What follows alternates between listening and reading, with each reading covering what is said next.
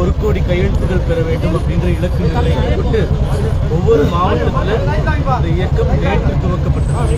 அதன் பிறகு சென்னை கிழக்கு மாவட்டம் காரப்பாக்கம் 198வது நிகழ்ச்சி ஏற்பாடு செய்யப்பட்டது. தலைவர்கள்லாம் வந்திருந்தாங்க. பொதுமக்கள் கலந்துக்கிட்டு கையெழுத்து போட்டாங்க.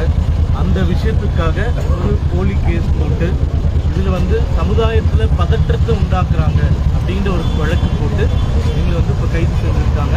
அதாவது பள்ளி வளாகங்களில் கஞ்சா விற்பனைகள்லாம் பிடிக்காம இந்த மாதிரி கல்விக்கு சம கல்வி சம உரிமை வேணும் அப்படின்னு கேட்குறவங்க மேலே வழக்கு போடுறதே இந்த அரசாங்கத்தினுடைய ப்ரையாரிட்டிஸ் எப்படி இருக்குன்றது எனக்கு தெரியுது.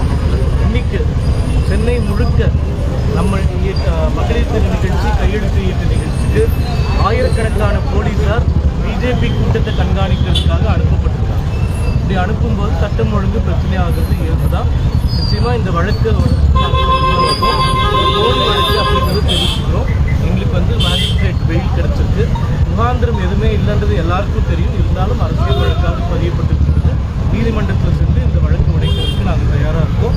எதற்கென்றும் நாங்கள் அனுப்புவதற்கு தயாராக இல்லை. நாங்கள் அனைவருக்கும் சமக்கல்வி அப்படின்ற இயக்கத்தில் எந்த ஒரு பாகுபாடும் இல்லாமல் அரசாங்க பள்ளி மாணவர்கள் தனியார் பள்ளி மாணவர்களுக்கு ஒரே மாதிரியான கல்வி வேணுன்ற கோரிக்கை எடுத்துட்டு மக்கள்கிட்ட போகிறோம். மக்கள்கிட்ட இதுக்கு கிடைச்ச எதிர்பார்ப்புக்கு பயந்து எங்கள் மேலே வழக்கு போட்டு இந்த கையெழுத்து இயக்கத்தை முடக்கலான்னு இந்த அரசாங்கம் நினைக்குது. அப்படி நினைச்சா அது பண்ண முடியாதுன்றதை நான் தெளிவாக இந்த அரசாங்கத்துக்கு கையெழுத்து இப்போ அப்படியே தொடர்ந்து நடைபெற்றிருக்குமா? தொடர்ந்து நடைபெறும். அதில் எந்த மாற்று கருத்தும் கிடையாது. இதில் நாங்கள் எந்த தவறுமே பண்ணலை. இவர்கள் புனையப்பட்டிருக்கின்ற வழக்கு கீழே எங்களுக்கு எதுவுமே சம்மந்தம் கிடையாது. முடக்குவதற்காக செய்யப்பட்ட ஒரு விஷயம். நிச்சயமாக இதை வென்று ஓகே.